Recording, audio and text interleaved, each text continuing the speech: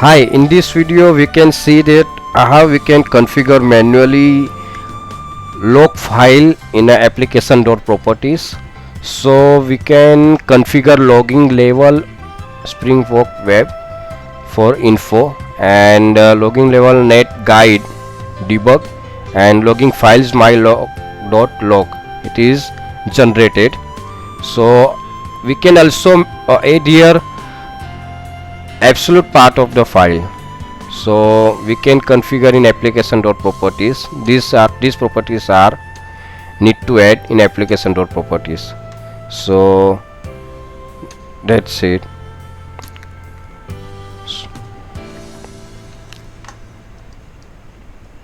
We can restart the application and check one info. This type of Spring Boot application print the log. So that's it. If you want to detail information, then you can get information detail.